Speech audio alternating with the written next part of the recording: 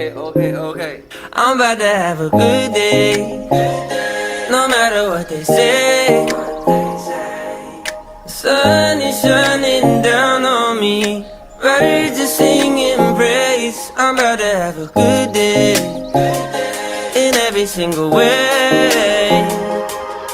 The God who made the universe knows me by my name, so it's a good day. Baby in my arms, walking through the neighborhood.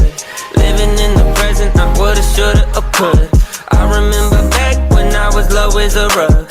Now I'm standing up, look at what my father does. Turning all things new, gray skies blue. Hear the church saying, won't he do it? I know he's got my back. That's why I'm singing that. I'm about to have a good day. No matter what they say. Sun is shining down on me. Birds are singing praise. I'm about to have a good day. In every single way. The God who made the universe knows me by my name, so it's a good day. It's a good day, no it's great. Everything I prayed for didn't come in late. I got all I need and I didn't have to wait. Ask me if you love me, you didn't hesitate. Turning all things new, gray skies blue. Hear the church saying, won't he do it? I know he's got my back. That's why I'm singing that. I'm about to have a good day. No matter what they say. Sun is shining down on me. Birds are singing praise. I'm about to have a good day. In every single way.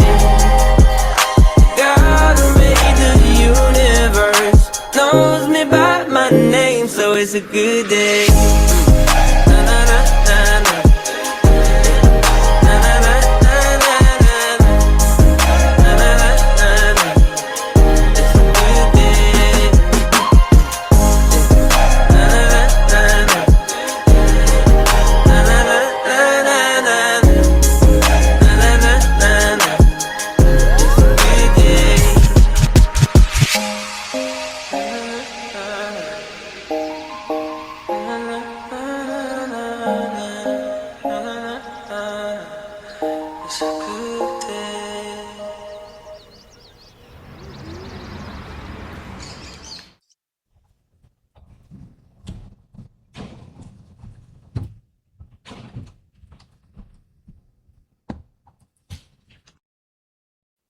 Good morning, everyone.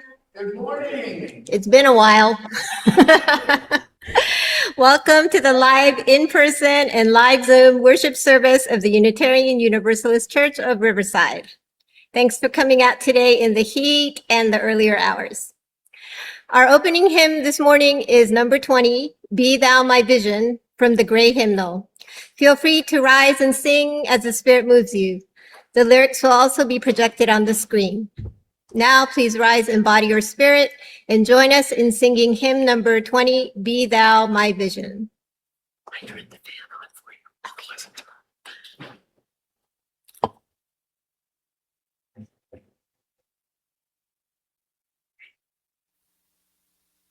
Be thou my vision, O God of my heart, not be all else to me, save that thou art. Thou my best thought by day or by night, wake or sleeping, thy presence my light. Be thou my wisdom, and thou my true word. I ever with thee, and thou with me, God. Thou soul shelter, thou my high tower. Raise me heavenward, O power of my power. Riches I heed not, nor world's empty praise. Thou my inheritance,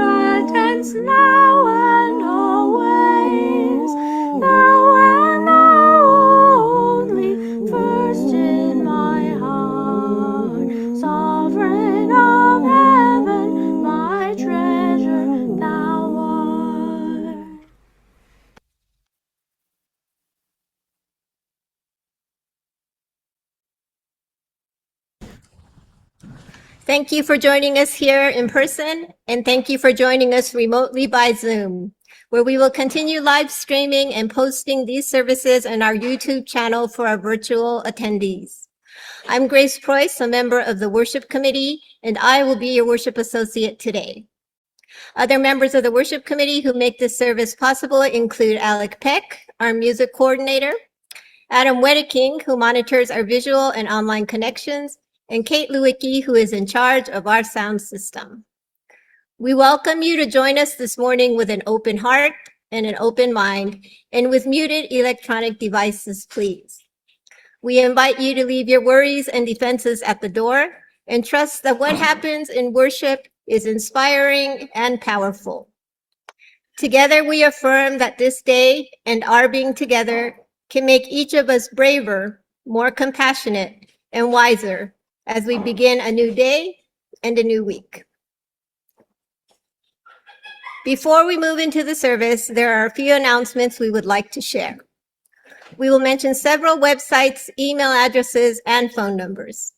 At the end of the service, we will leave up a slide with all of this information, and it is also available on our website. Our first Sunday luncheon will be suspended during July and August and will resume again in September. The monthly Peace Circle Talks are informative and supportive discussions about current events that relate to UU values. It is held on the first Sunday of the month in the parish hall. We will be meeting today at 10:30 a.m. in the hall. Today we will have, I don't think we have a visiting speaker. Okay. All are invited to attend and participate in the Q&A session.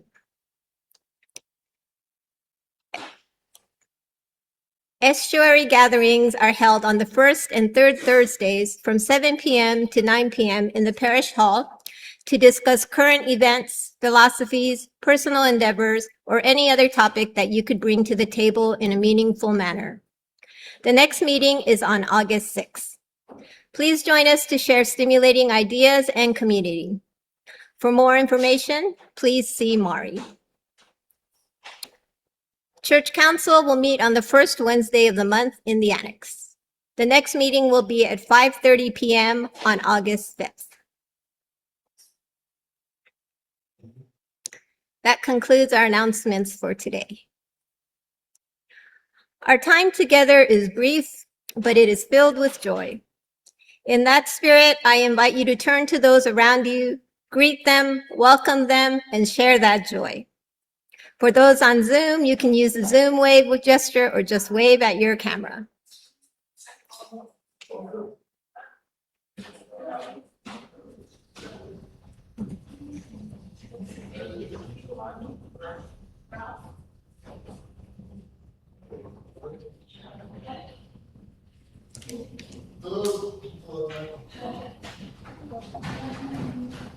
Oh, Mary Lou. Good morning, Mary Lou. Welcome to all of our visitors today, and welcome back to all of our old friends.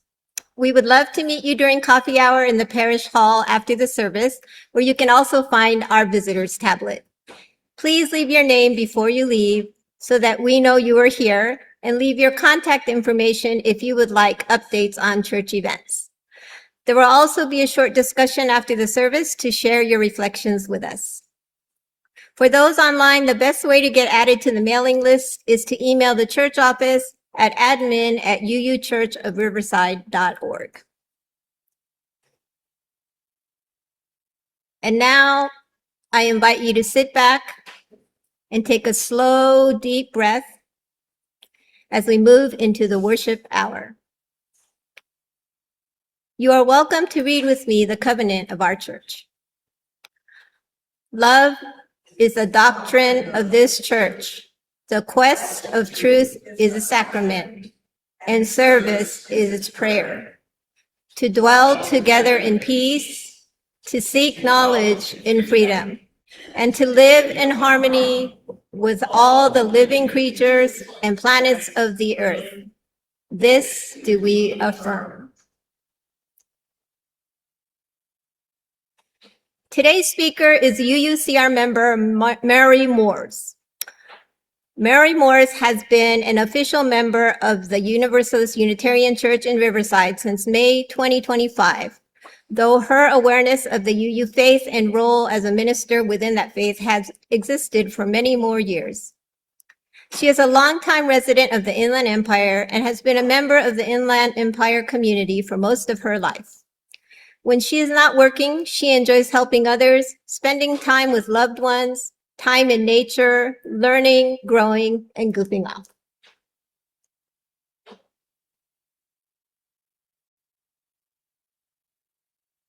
Countless philosophers and scientists have attempted to prove the existence of their version of the divine over the many years of human existence with mixed success. Humanity, despite at times witnessing miracles, receiving visions, and testing theories through various works as a collective, still yearns for a certainty that is historically, per most religious texts, afforded only to a few chosen. Today's sermon explores some of these ideas, both ancient and modern, and what it means to seek and find God within the context of a human life.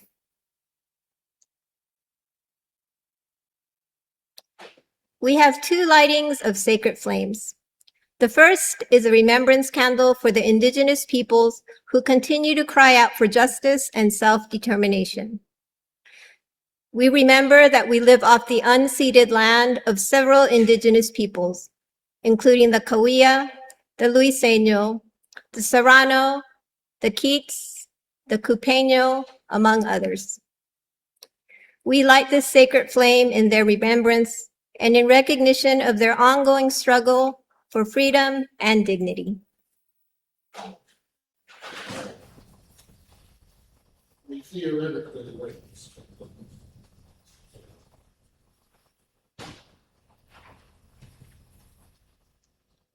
Oh.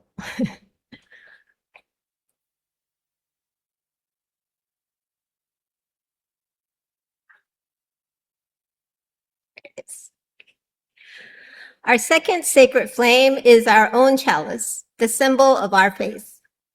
We are blessed with this space and opportunity to strive to live out our common principles, to bring justice, equity, and compassion into our daily lives, to resist all that threatens the earth and her people, and to be part of a world community with peace, liberty, and justice for all. Let these thoughts carry us forth as we journey and worship together.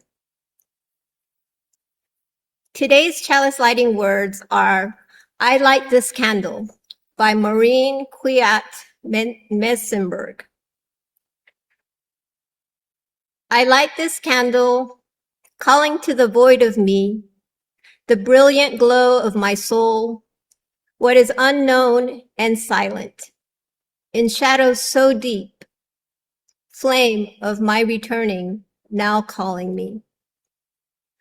I light this candle to the intentions of me, fragments of my changing, what illuminates the empty spaces between.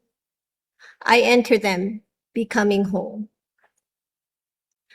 I light this candle for the dark of me, reaching through the blackness, looking for that slit of light in my darkest of nights.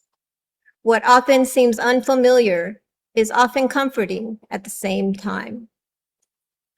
I light this candle. It takes my prayers as they rise high above me, towards the sunset of my beautiful day. Blending with the sky closing black, they turn into stars and rest, finding peace into entering into its wondering deep.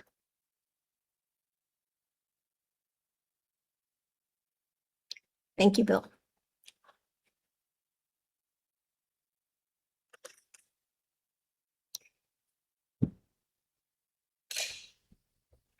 It is said that shared joy, sorry, we were gonna skip the second hymn today. Right, so it's not the song. We're just gonna skip. Yes, so in the interest of time, we're gonna skip the second song. Joys and concerns.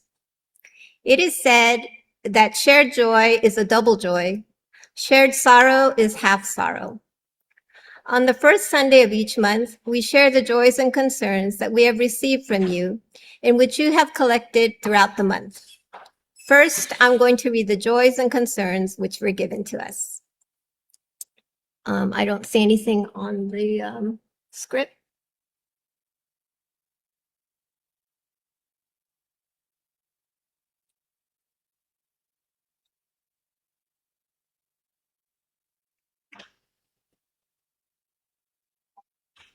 Okay, so this month we have not received any pre-written joys and concerns. Is there anyone in the audience who would like to come up and express a joy or concern that they may have had recently? Nikki? Hello. Hi, I'm Nikki. I was a member here. I was coming every day for a long while.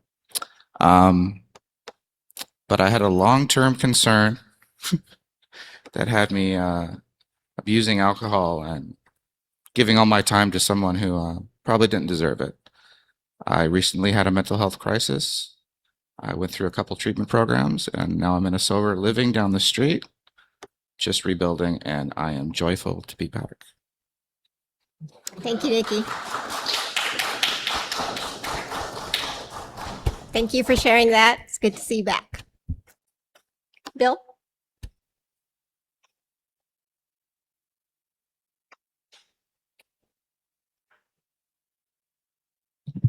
A joy. At least we lead with that.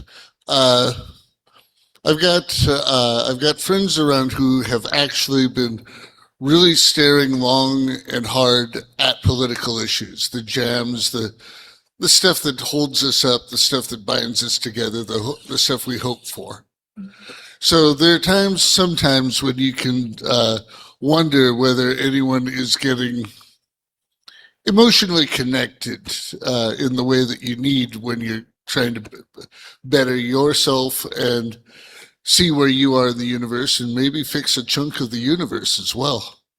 But I just want, as a reminder, it's not just us. And you're not going to automatically agree with the other fella, with the other lady. But you're not in this alone. And as we go through this, realizing that we are named Universalist Unitarians and we are not alone. And some days it can seem like that. And I wanted to put that down as a reminder otherwise.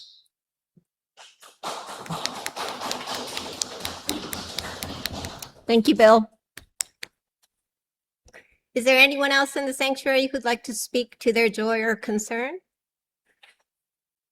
Okay. Tinka?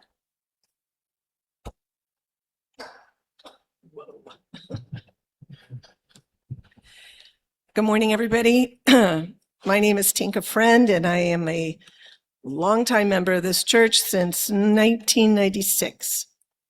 And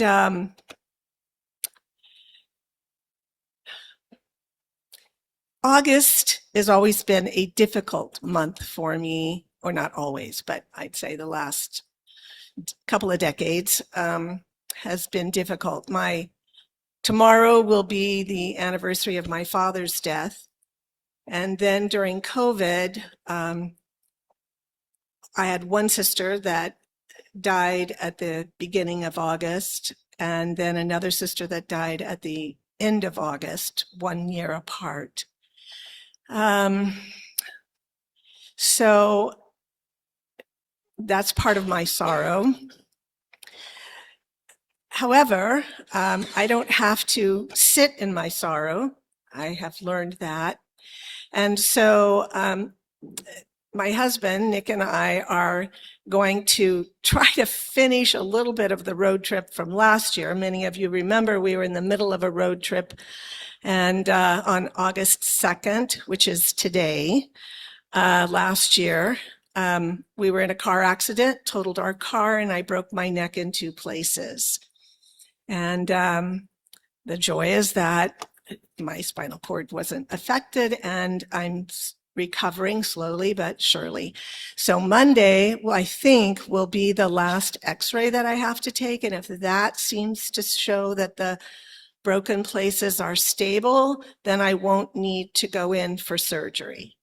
If it shows, however, that it's not, then I will have to go in for neurosurgery. So Nick and I are going to, like I said, try to finish up, not the road trip that we had planned last year, but a little closer to home. We're going to take 2.5 weeks and visit some family, and then drive up and stay at 2 lighthouses, 2 hostels that are in lighthouses on the California coast around Half Moon Bay, just under San Francisco. Just kind of relax and bathe myself in gratitude, because when I think of where I was a year ago at this time and the pain that I was in, I am extremely, extremely grateful to be alive and to be here today.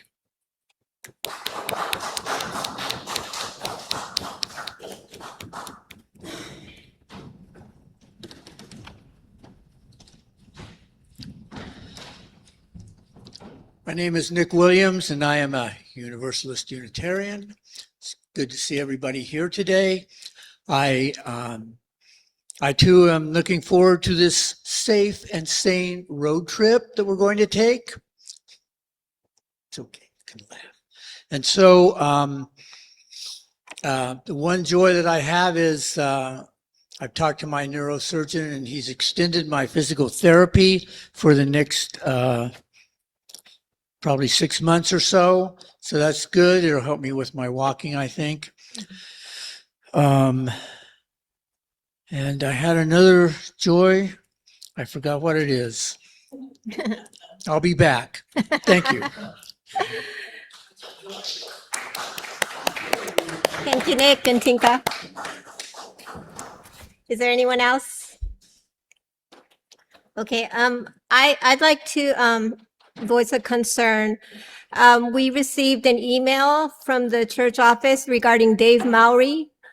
Apparently, this is a time to go and visit him. He was a really longtime member and very active in our church, and so it would be nice to go and visit him. If anyone is interested in getting a group together so that we could go and see him, I believe he's in Riverside in assisted living, or what is it? Citrus Place. Okay, so we'll put some kind of a bulletin outside so that we could arrange something to go visit him. All right. Okay. Walt, did you want to come up? Okay.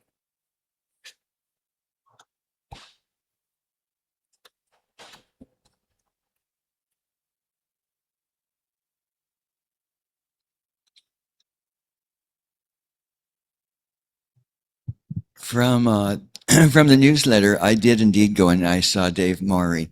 I was expecting someone to be bedridden on their last legs. Instead, I found someone in a wheelchair who was dressed and who could talk, although I couldn't quite understand everything that he said. And he was in the memory unit, so he's having difficulties, certainly with memory and with speech. I would encourage you to go and see him. I'll probably go back again, but I did want to mention this because what was in the newsletter was a little bit false, and that I thought he was, on his last legs. And from what I saw, it didn't really seem that way. Although not to take away from the gravity of the situation either. The other thing I wanted to mention was, turns out the AI reached into an area that scared, that was sufficient to frighten some of the people, some of the cleverest people at the forefront who are going to Congress, apparently to ask for regulation. It reminds me that maybe that might be useful, because if we have automatic autonomous systems in the military, which has been toyed about, they'll automatically launch a rocket we could see these very clever things someday launching an actual nuclear weapon. So it looks like it is a very serious thing to consider, that there should be some so-called kill switch. Although, as one person said this morning on the talk shows, that how do you kill something that is distributed programming and reaches into so much data that it challenges any person to understand what it's going to do, which was just demonstrated. Sorry, not much humor this time. Thank you all. I had one more joy, and this came from like the news. I saw where in Iowa, there had been in Iowa, there were 3 teachers who supported a student group to put on a drag show, a high school to put on a drag show. And they needed to have, like teacher sponsors, to be able to do that, facilitators. So they did, and these 3 teachers were reprimanded. And so they filed a lawsuit against the school district, and it had been going on for a couple of years, and it was just getting ready next week to go to a jury. And the school district decided that they would settle. And so they paid the total amount that they are paying out is $150,000. And that includes a restitution to the 3 teachers and paying all of their legal fees. So, because apparently they didn't want it to have a jury make a decision and award. So I just was really pleased to see that as a former educator, people who stood up, in my opinion, for what is right and equal to do, and got in trouble for it. And so Iowa is one of the places where they passed the law, where the state passed the law. It's called, I don't remember what it's called. I don't remember the number, but people have been calling it like the Don't Tell LGBTQ law. And so I just was really pleased to see that somebody stood up for their convictions and that it went well for them.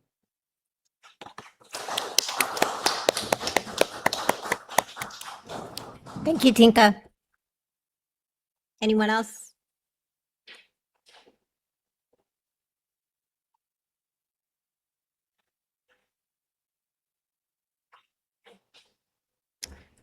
Tim? Oh, can you, it's okay? Okay, thank you. My name's Tim. I've been coming here for about 2 years. I don't have any seniority around here, but I've been coming here 2 years. It's my joy that I can give you this prayer that I remembered in Catholic elementary school. It's a beautiful prayer. I believe in one God, the Father, the Almighty, the maker of heaven and earth, of all things seen and unseen, begotten, not made, one being with the Father in fulfillment of the Scriptures. He came down from heaven to earth in order to judge the living and the dead. His kingdom, he's seated to the right hand of the Father, and his kingdom will last forever. Thank you. Thank you, Tim.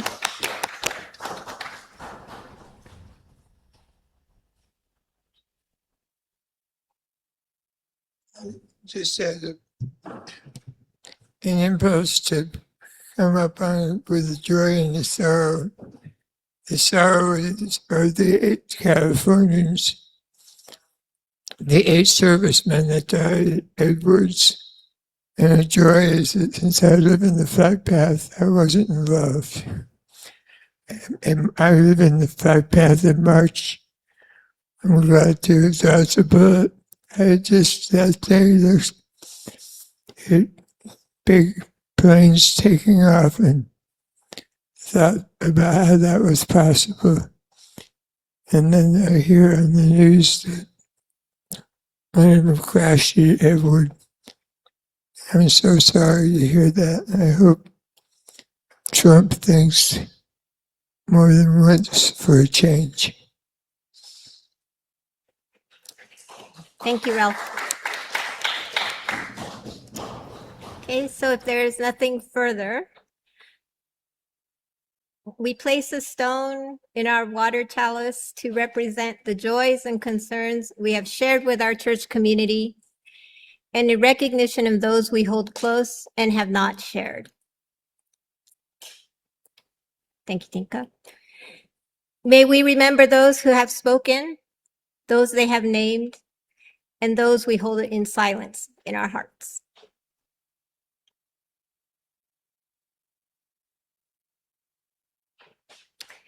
This portion of our service is to support our beloved historical church. This can be accomplished in several ways. In addition to the weekly collection, you may send your checks to the church address, which is shown here on the slide. You may contribute by PayPal using the QR code, which is shown here, as well as on the church website and in the newsletter. Gift cards that support the church can be purchased through Raise Right for hundreds of retailers like CVS, many restaurants, and more. You get the full value, and the church also receives a percentage for free. Please see Robert Brown in the church office if you are interested in purchasing Raise Right gift cards to support the church. Please donate as the Spirit moves you by whatever method works best for you. Thank you for your generosity. To those who give of their time and their talent, thank you for your generous care and attention. To all of you who have joined us here today, thank you for the gift of your presence. Will our ushers now please come forward to receive the collection? A tote bag will also be passed around to collect food and hygiene items for our local community.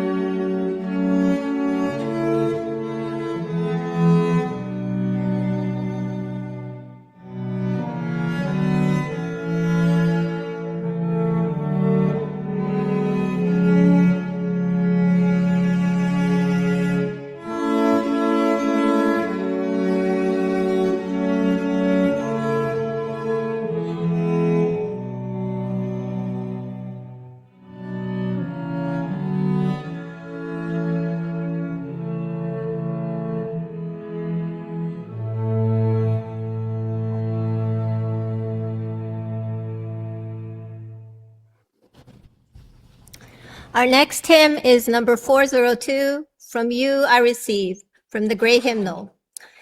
Feel free to rise or sing as the Spirit moves you. The lyrics will also be projected on the screen. Now, please rise in body or spirit and join us in singing hymn number 402, From You I Receive.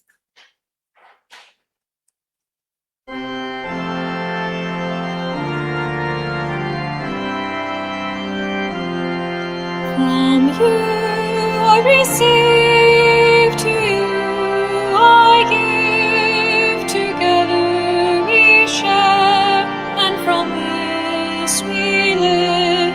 From you I receive, to you I give, together we share, and from this we live. From you I receive, to you I give, together we share, and from this we live.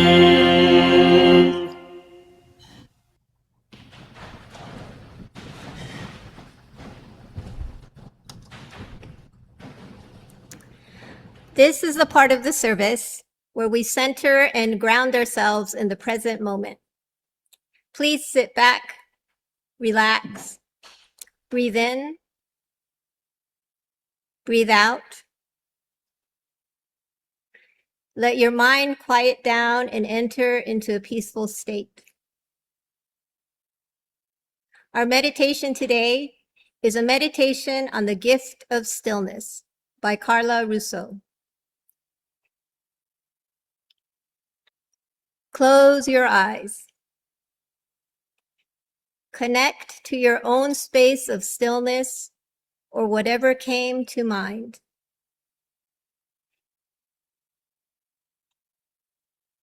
Breathe deeply and comfortably. Whatever you have connected to, breathe that into your lungs. Bring that to your heart to hold.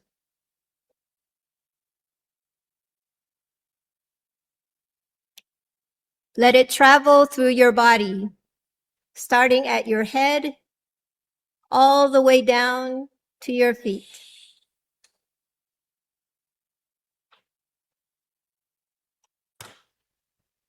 Once you're to your feet, let the warmth of it travel back up to the top of your head.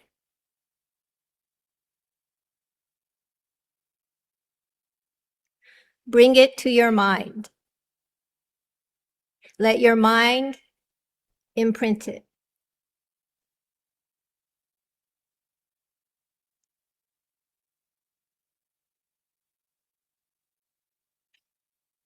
Let whatever parts of your body, your heart, your mind, your lungs, your hands, your feet, whatever part needs to hold that, do so.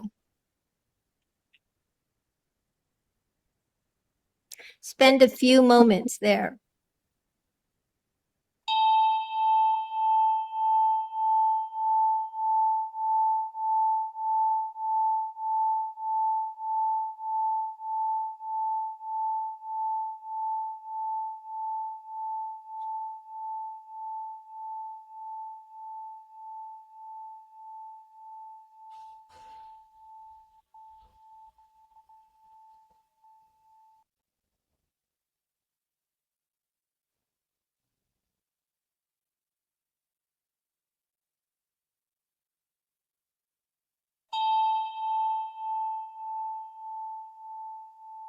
Now slowly bring your mind back into the present moment,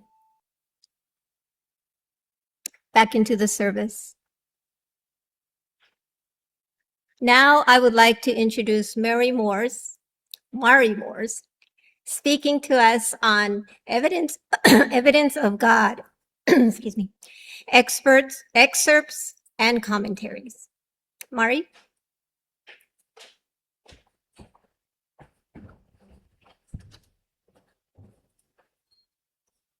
Thank you, Grace. So I'm going to give a disclaimer that the sermon I'm going to give today is from a book from this church's library. It's not original.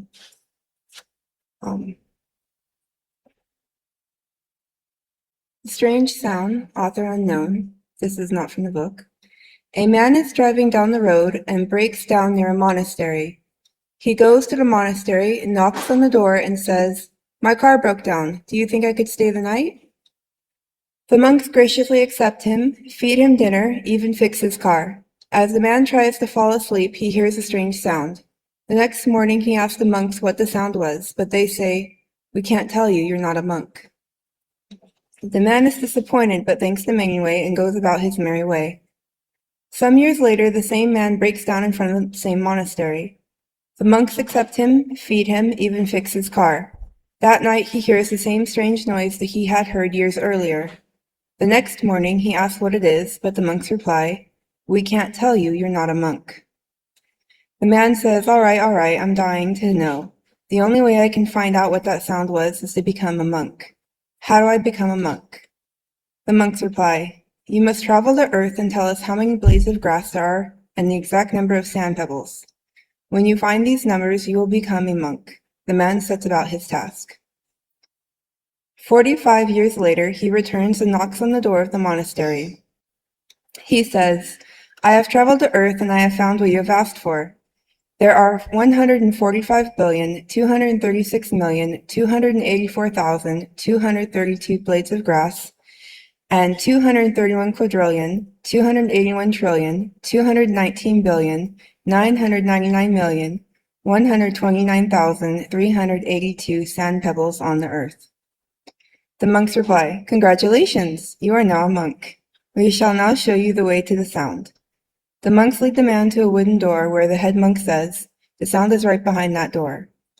The man reaches for the knob, but the door is locked. He says, "Real funny. May I have the key?" The monks give him the key and he opens the door. Behind the wooden door is another door made of stone. The man demands the key to the stone door. The monks give him the key and he opens it, only to find a door made of ruby. He demands another key from the monks who provide it. Behind that door is another door. This one is made of sapphire. So it went until the man had gone through doors of emerald, silver, topaz, and amethyst. Finally, the monks say, "This is the last key to the last door." The man is relieved to no end. He unlocks the door, turns the knob, and behind that door, he is amazed to find the source of that strange sound. But he can't tell you what it is because you're not a monk.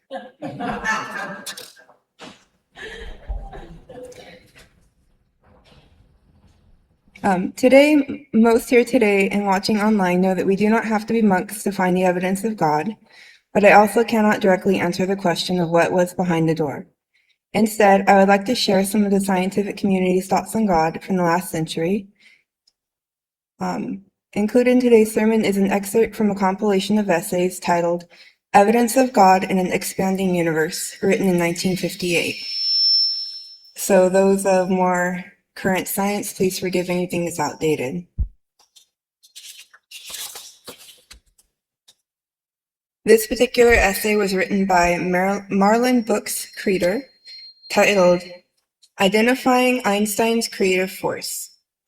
Marlin Kreider has a Master's of Science and a PhD from the University of Maryland.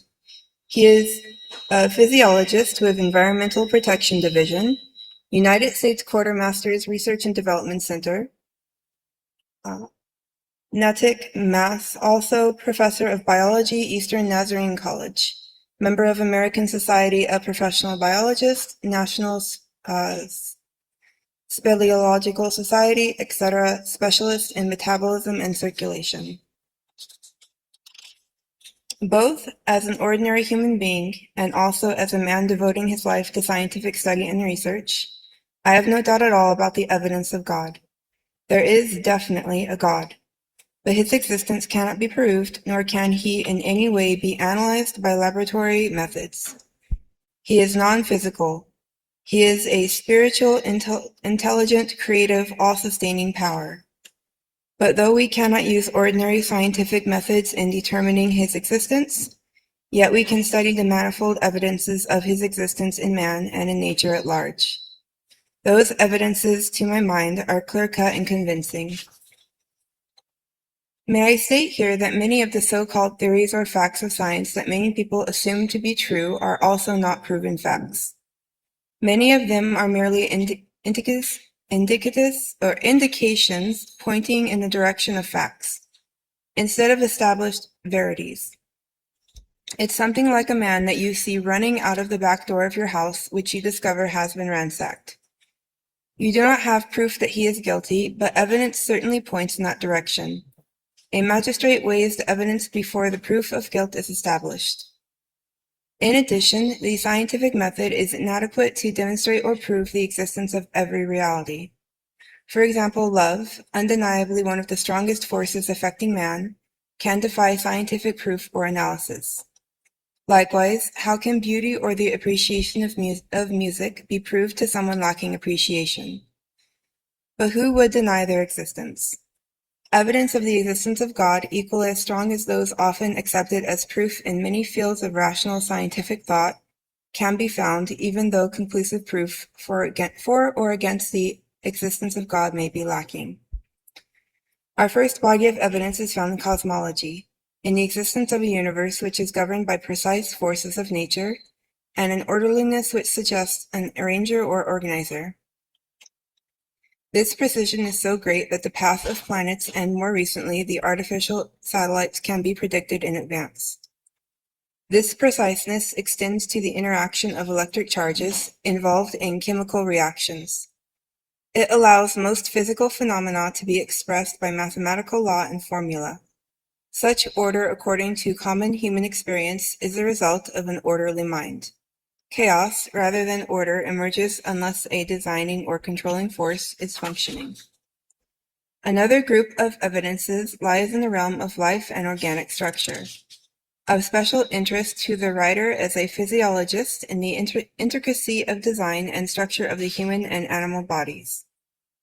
The creation of or construction of any one organ of the body is far beyond the ability of the most ingenious man, though the function of some structures can be reproduced to a very limited degree by artificial devices.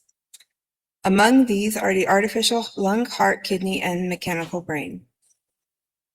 Speaking of the brain that possesses unbelievable abilities, yet little more is known of its physical basis than that it can initiate and conduct electric-like charges, and that some chemical changes take place. But its numerous functions, who can explain or account for them? It is responsible for coordinating all muscular activities and controls even the most basic bodily functions such as respiration and heartbeat. It contains memory and holds thousands of mental images available for instant recall. Is there any physical explanation of the integrating and problem-solving ability of the brain, or of reason and common sense, of motivation, desire, and serenity? The appreciation of an aesthetic quality such as beauty, the comprehension of a spiritual reality such as love, the consciousness of self, personality development, are all functions of the same small mass of protoplasm. But who can explain them on a physical basis or even at all? Among the many complexities of the body is the intricate knowledge of the myriad chemical reactions continually taking place, some of which cannot be duplicated outside of the body. The buffer systems which neutralize the acids of digestion and of exercise maintain the optimum conditions for metabolism. Antibodies form to fight off harmful invaders and may confer immunity. These antibodies are specific for each disease, just as the structure of the chemicals composing the protoplasm is specific for each individual. Each human being therefore possesses a chemical distinctiveness. Who was it that brought this about? Certainly not mere man. And think of the heart. This tireless organ responds to ceaseless demands throughout a lifetime. It also possesses a mysterious rhythmicity which allows it to be even though all nerve attachments are severed. A highly important fact in case of accident. Where do we go with this perpetual physical miracle? How do we explain it? These marvels of bodily functions are very closely associated with the mystery of life itself, a mystery that scientists and philosophers have long wrestled with. Long, but vainly. Much is known about the characteristics of living protoplasm and of the intricate chemical reactions continuously taking place. But we lack adequate, thoroughgoing definitions. There is a theory called vitalism, which suggests that there is some force in addition to the known physical forces necessary for life. But in the first place, the theory is held in disrepute by many scientists.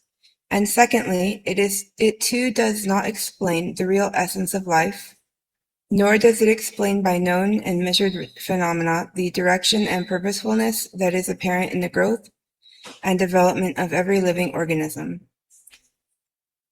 What is the organizing and directive force in embryological growth that causes a small mass of undifferentiated cells finally to produce the complex arrangement of adult tissue? At this point, we must face the realization that we dare not equate all that we do not understand to God's special intervention, as did the primitive peoples who considered storm and thunder signs of God's displeasure. However, this purposefulness found in life and growth points definitively to order and design. Turning to another area in cosmogony, the study of the origins of the universe, we find additional evidence of a creative, extramundane force.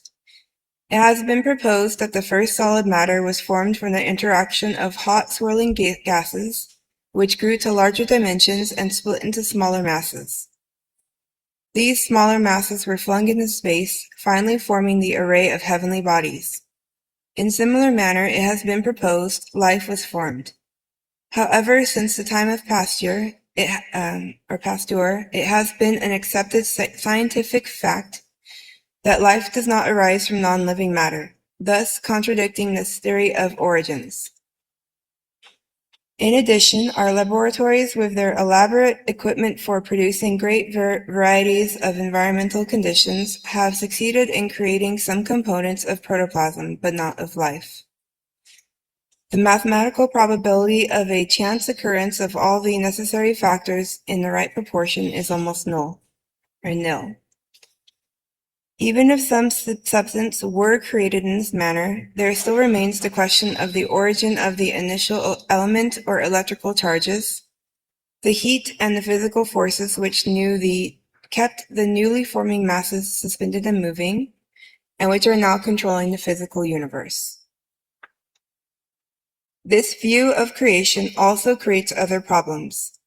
If life began as a small mass of protoplasm, an elaborate force must have acted upon it to produce the vast variety of living structures inhabiting the Earth.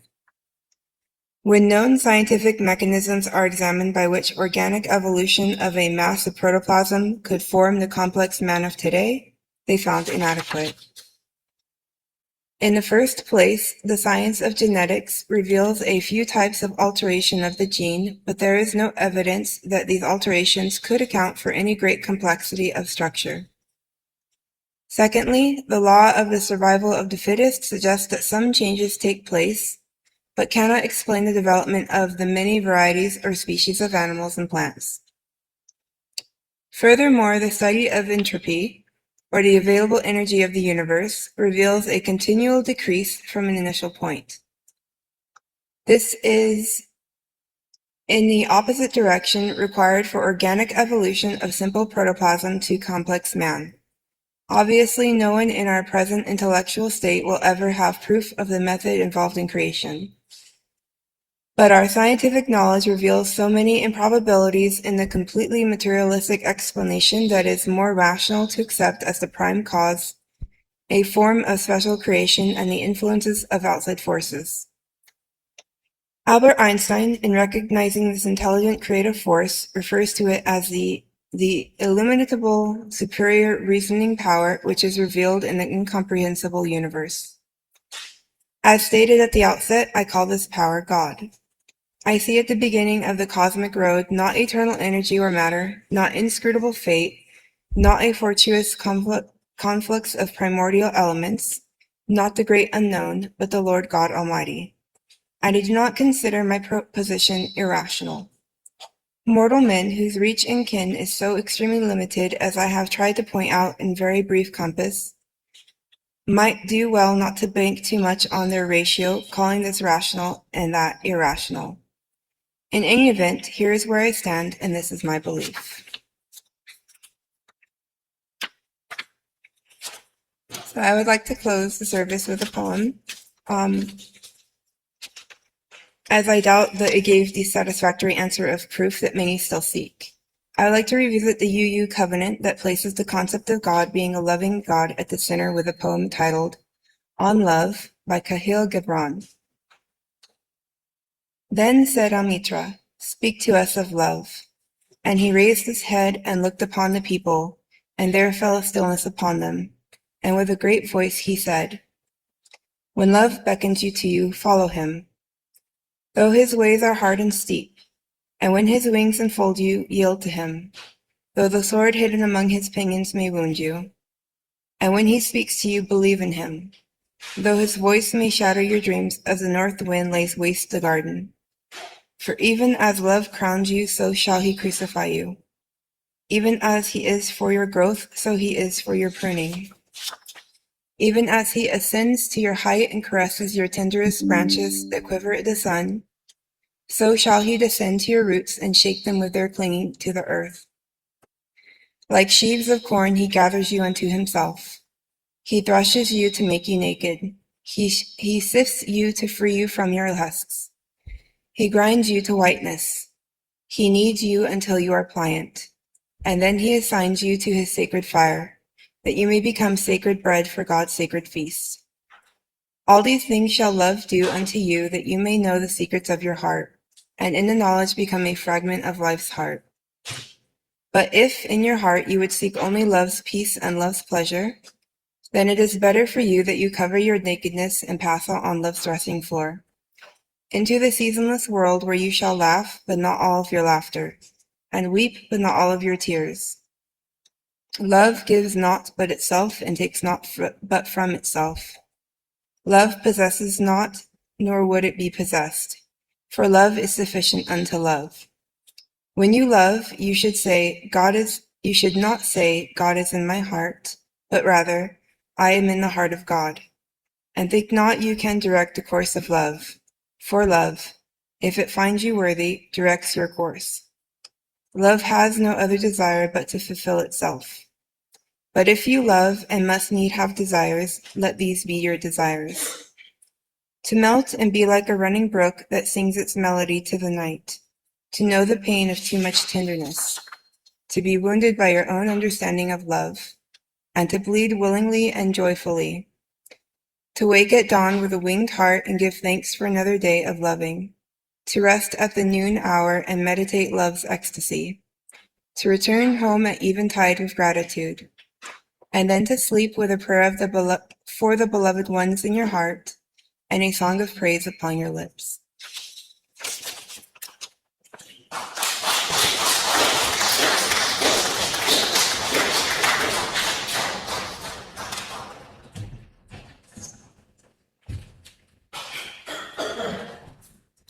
Thank you, Mairi.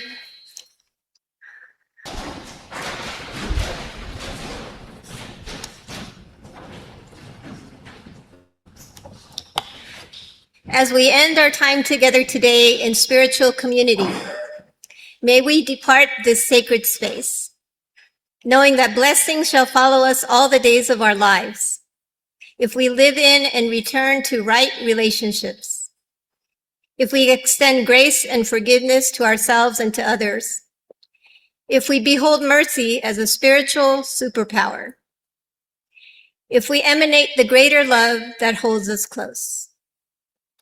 May our lives radiate the blessings that we have been given. May kindness and compassion fall gently from us. May there be peace in the world, and may it begin again with us. Namaste, Amen, and blessed be.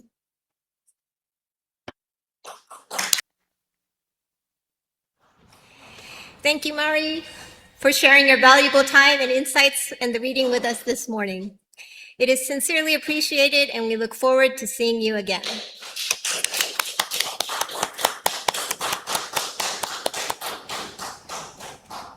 We also thank Tinka Friend, who accompanies our hymns in American Sign Language. Thank you, Tinka.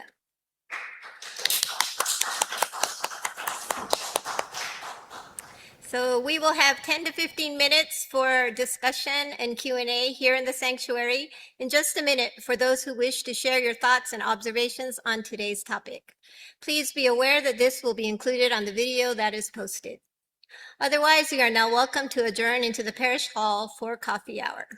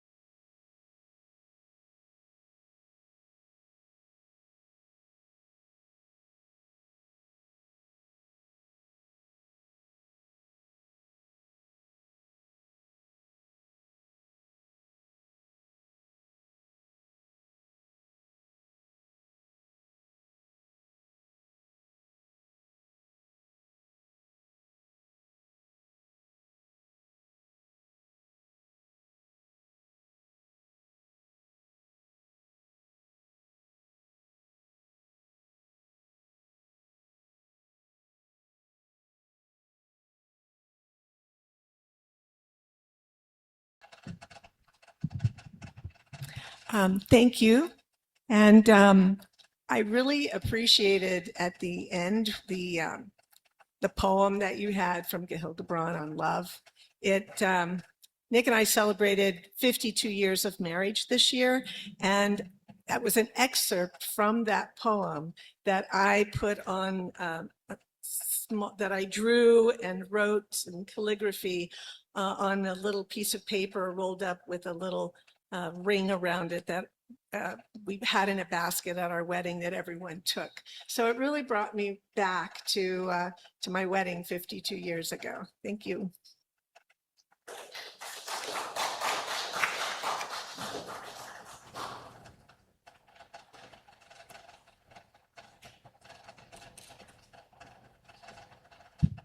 I have a fault.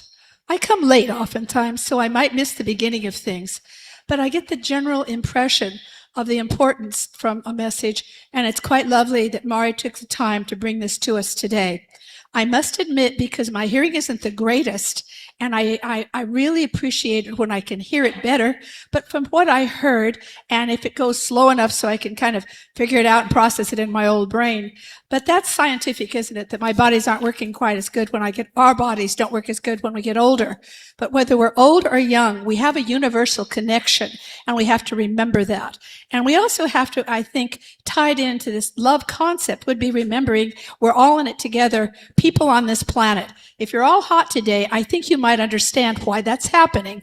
And we don't have to go further with that other than say when certain things are done by human beings who aren't considering what might happen to a planet, we're all affected. Now, this planet may go on after we're here, but we were given a gift. I do believe, and it's my hope, and I'm not scientific about this, but I do hope that someday I will be part of the universe and maybe be part of an atom. Who knows? But no matter what, while we're here now, we can make a difference. We can honor science, and we can see the importance of science and our spiritual beliefs maybe melding if we look beyond a specific, don't hold too tight to one specific belief and throw others under the bus because they don't believe exactly like we do. Because the universality of it is that we're all in this together, humans and all living things. And everyone who isn't hurting someone else is a part of a positive solution. And I'm trusting that God, watching over, or whatever name we put to this force, is going to be acknowledged as a positive and maybe will help us. And if we don't help ourselves when we're given that opportunity, there it goes. So on we go. Actions speak louder than words. Love is, of course, important. And continuing to scatter kindness like confetti is very important at this point in time, and not shoot each other. Well, that's my story. Thanks for listening. Bye-bye. Diane.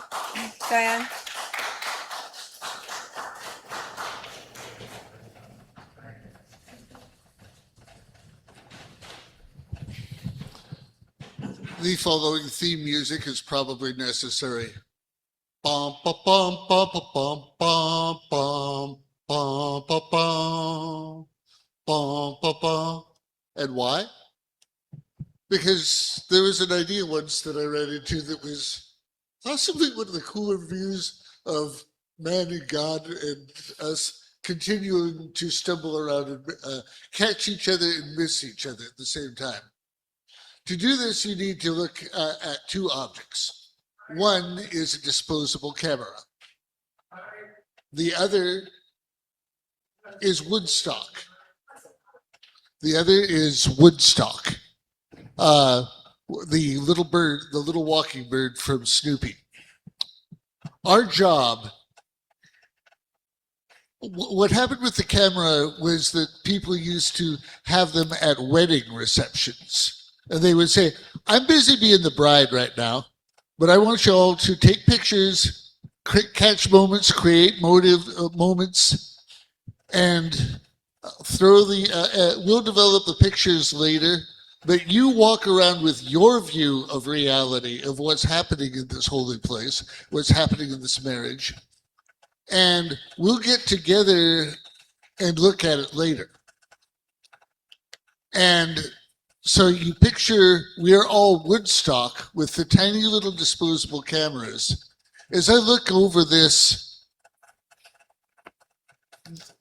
space of ours, I'm not looking at it with X-ray vision, ultra vision. I'm not catching the exact grams of weight and mass and flavor. I'm looking at it through human eyes. So they have glasses that I need to get fixed at that. But that is perhaps where we start, and it might be where we finish. I may never see the totality of God. I'll be looking hard. But in the meantime, ba, ba, ba, ba, ba, ba, ba, ba.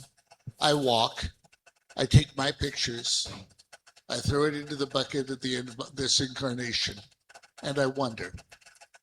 And overall, it's a thumbs up.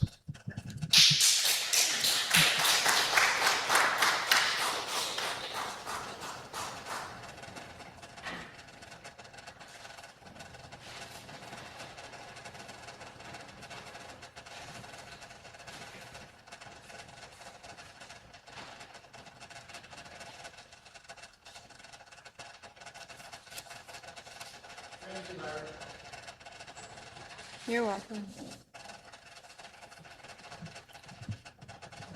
I want to say that I thought this was an excellent talk. I may have to start taking notes because it's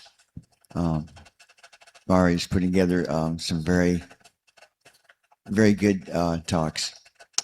I did note that hard for science to explain love. And there's something else where quantum computing, they're trying to struggle with the idea that proteins don't just represent on or off, but because they can rotate, and so they can be in multiple positions, and therefore the number of combinations is so great that no regular computer can reach that. So that's why there's a mad dash to try to figure that out. And of course, the first use of it won't be something wonderful for mankind, but will be for coming up with codes that can't be broken. Anyway, other than that, I really liked the joke. I thought it was excellent. It was hilarious to me. Thank you very much.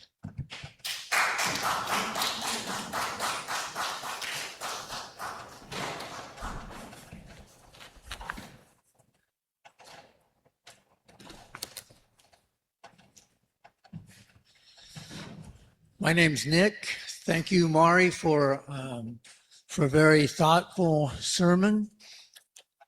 I like the title, Evidence of God. 40 years ago, I was a alcoholic of the hopeless variety. I couldn't go a day without a bottle of booze. And I lived a life that was useless and worthless and had no meaning to it. And there was no human power on earth that was going to save me. And it became clear to me that God's power helped restore me to a human being who could be useful today and still be sober. So my belief in God is absolute because I have felt that power save me from the life that I had before and allowed me to change. I know not everybody feels that way, but that's all right. I've been saved, and I'm grateful for that, and I'm happy to share that with anyone who would like to know more about it. Thank you for listening.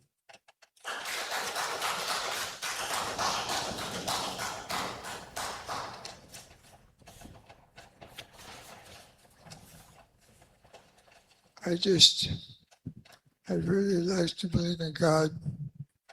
But when I see what Trump is doing, I have to say, God could get involved more.